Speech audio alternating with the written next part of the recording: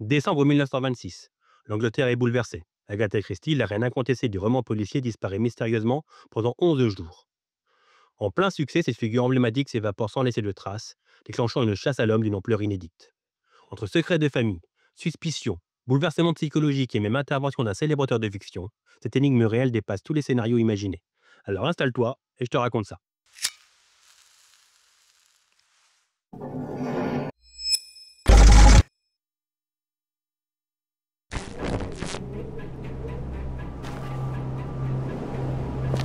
Miss Fisher, la secrétaire d'Agatha Christie, arrive tranquillement à la demeure de sa patronne dans le comté verdoyant du Berkshire. Mais là, les domestiques lui apprennent une nouvelle pour le moins déconcertante. Madame Christie est absente. Une absence inexpliquée, d'autant plus qu'elle a laissé derrière elle 2 lettres énigmatiques. La première, un bref message à l'attention de Miss Fisher elle-même, lui demandant d'annuler un engagement prévu pour le week-end. La seconde lettre, plus lourde de secrets, adressée à Archibald de Christie, son mari. Elle lui remet donc quand celui-ci arrive à son domicile. Son contenu? On n'en sait rien, la lettre a été détruite. Dans le même temps, alertée par un témoin, la police fait une macabre découverte. Une Maurice Cowley est retrouvée abandonnée à Newlands Corner, près d'un étang, à une vingtaine de bornes de chez les Christie. Les phares sont allumés et la portière est ouverte. À l'intérieur, un manteau de fourrure, une valise ouverte avec quelques papiers, et pas de traces du conducteur. Après quelques recherches, les enquêteurs découvrent que le véhicule est celui de la romancière.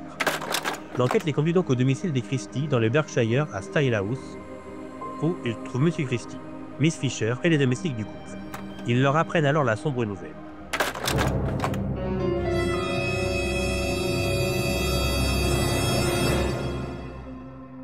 Les domestiques apprennent aux enquêteurs que dans la nuit du 3 au 4 décembre, Agatha Christie a quitté sa maison au volant de sa Maurice Cowley, après avoir embrassé sa fille Rosalie.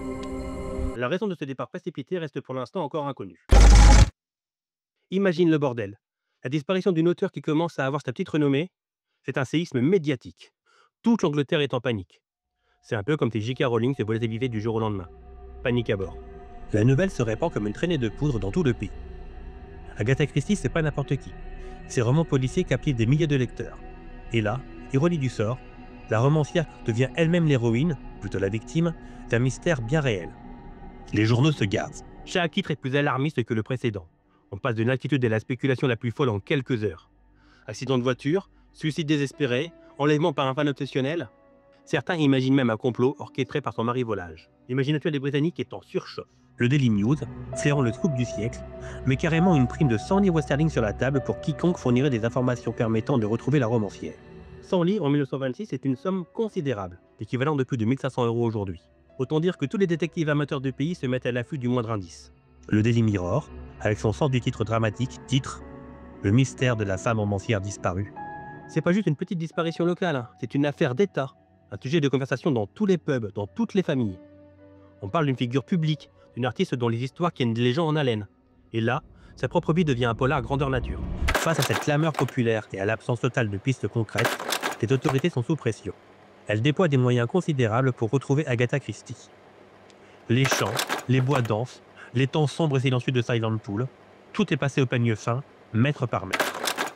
Mais malgré cet effort colossal, aucune trace d'Agatha. La reine du crime semble avoir réussi le tour de magie ultime, faire une Xavier Dupont de Ligonnès. À moins que ça soit lui qui ait fait une Agatha Christie. En tout cas, dans l'Angleterre de 1926, c'est pas un truc qu'on voit tous les jours.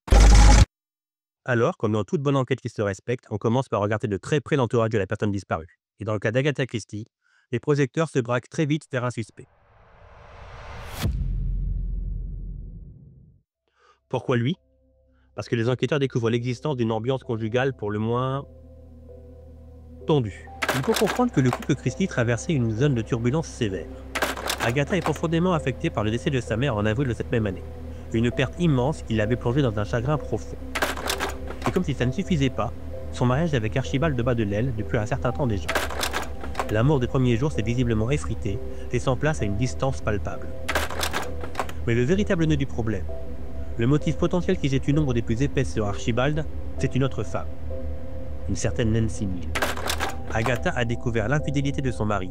Il semblerait qu'Archibald soit tombé raide dingue de cette Nancy, allant même jusqu'à envisager le divorce pour pouvoir vivre pleinement cette nouvelle relation. Un mari qui a une maîtresse et qui veut divorcer, c'est malheureusement un classique dans les affaires de disparition. Le mobile est là, se débarrasser d'une épouse devenue encombrante pour vivre son nouvel amour au grand jour. Et ce n'est pas tout. Le soir même de la disparition d'Agatha, le 3 décembre, une dispute aurait éclaté entre les deux époux à propos de cette fameuse Nancy. Apparemment, Archibald avait promis à Agatha de mettre fin à cette liaison, mais il était revenu sur sa parole. Une trahison de plus, qui a dû être particulièrement douloureuse pour elle. Mais l'élément le plus troublant, celui qui alimente le plus de soupçons à l'égard d'Archibald, c'est la fameuse lettre qu'Agatha lui avait laissée avant de disparaître. Archibald lui-même a admis avoir reçu cette lettre et l'avoir immédiatement détruite après l'avoir lue. Pour sa défense, Archibald a affirmé avoir passé la nuit du 3 au 4 décembre dans un pub londonien. Version qu'il changera, poussée par les nouveaux éléments de l'enquête, en avant avoir passé la nuit avec Nancy Neal. Cependant, la véracité de cet alibi a forcément été scrutée à la loupe par les enquêteurs. Alors récapitulons. Un mariage au bord du gouffre, une maîtresse bien présente, une dispute le soir de la disparition, une lettre mystérieusement détruite et un alibi potentiellement fragile. Archibald de Christie avait toutes les raisons du monde d'être passé en tête de la liste des suspects. L'enquête se concentre donc logiquement sur lui, cherchant la faille dans son récit et le mobile qui aurait pu le pousser à commettre l'irréparable. La pression monte sur le lieutenant-colonel, et chaque nouveau détail de sa relation avec Agatha et Nancy est scruté à la loupe par une Angleterre entière, avide de vérité. Mais soyons clairs, l'enquête piétine. Les policiers sont face à un mur. Les témoignages sont contradictoires, les rares indices ne mènent nulle part. Et pour couronner le tout, les deux enquêteurs principaux chargés de l'affaire sont en désaccord total sur la marche à suivre. Bref, c'est le bordel. Face à cette impasse frustrante et à la pression médiatique qui ne faiblit pas, le chef de la police se retrouve dos au mur.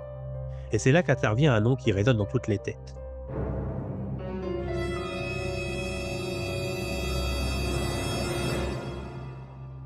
Oui, c'est bien lui.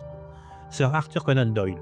Ironiquement, l'homme qui a donné vie au détective le plus rationnel de la littérature va être appelé à la rescousse dans une situation où la logique semble avoir atteint ses limites. Mais il y a une dimension supplémentaire à cette intervention de Conan Doyle, son intérêt profond pour le spiritisme. À l'époque, les pratiques occultes et la communication avec l'au-delà étaient étonnamment populaires, même auprès des personnalités intellectuelles. Doyle était un fervent croyant en la possibilité de contacter les esprits.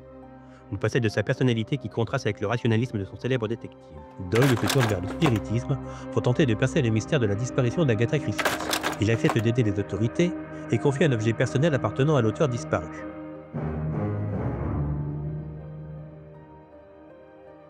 Ce gant est remis à un médium célèbre de l'époque. Le médium examine le gant et livre ses perceptions. Selon lui, l'objet est associé à un trouble, à une confusion, mais aussi à une certaine détermination chez sa propriétaire. Il affirme catégoriquement qu'Agatha Christie n'est pas morte et qu'on aura de ses nouvelles le mercredi 15 décembre. Une prédiction pour le moins précise. Après des jours d'angoisse et de spéculation, le 14 décembre 1926, l'impensable se produit. Un musicien séjournant au Swanee Optic Hotel à Harrogate, à des centaines de kilomètres de la scène de disparition, reconnaît une cliente enregistrée sous le nom de Miss Teresa Neal. C'est bien Agatha Christie. L'information se répand comme une traînée de poudre, soulageant une nation entière, mais ouvrant un nouveau chapitre encore plus étrange de cette affaire. Archibald de Christie, prévenu de cette incroyable nouvelle, se précipite à Harrogate. Mais les retrouvailles tant espérées tournent court.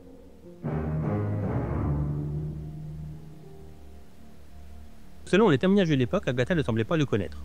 Elle ne réagissait pas à son nom et ne montrait aucun signe de familiarité. L'hypothèse d'une fugue dissociative est évoquée pour expliquer son état et son déplacement jusqu'à Harrogate. Je ne suis pas médecin, mais si j'ai bien compris, la fugue dissociative, c'est une perte de mémoire associée à un déplacement inattendu. Cela peut tenir la route, mais d'autres pensent à un coup de publicité.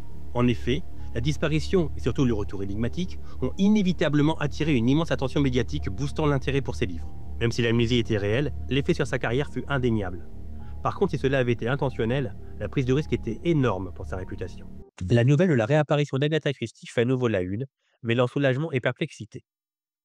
Comment expliquer cette amnésie et ce séjour sous un faux nom? Peut-être pour se venger, car la douleur de la trahison et le désir de punir son mari pourraient avoir motivé cette mise en scène élaborée. En disparaissant et en se faisant rechercher, Agatha aurait infligé une angoisse considérable à son mari, le désignant comme suspect. Certains pensent à une mise en scène complexe, car Agatha, la reine des intrigues, aurait pu orchestrer sa propre disparition pour des raisons personnelles, avec ou sans l'aide de complices.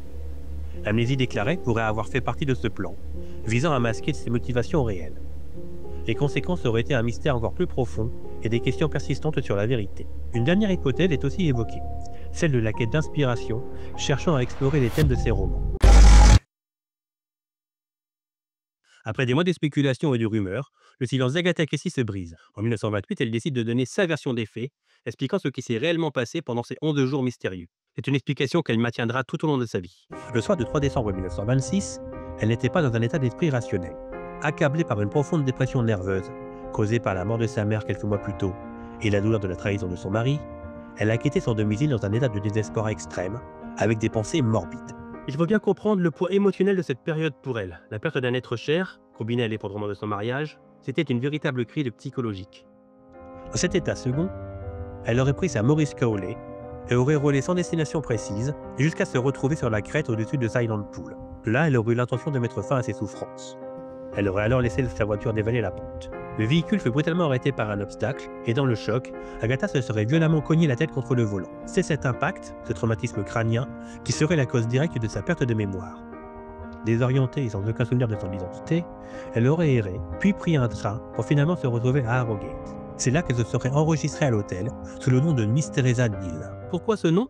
Dans son état d'amnésie, influencée peut-être par des pensées inconscientes liées à la situation de son mari, elle aurait créé cette nouvelle identité. Une femme venue d'Afrique du Sud, comme une forme de refuge ou de projection de son subconscient altéré. Et pour le public, pour les lecteurs de ses romans et pour les historiens, le mystère continue à planer. Alors qu'en penses-tu? Le mystère d'Agatha Christie est-il à jamais résolu pour toi ou continue-t-il de t'intriguer? Dis-moi tout ça en commentaire et n'oublie pas de liker, de partager et de t'abonner pour ne pas manquer les prochaines vidéos.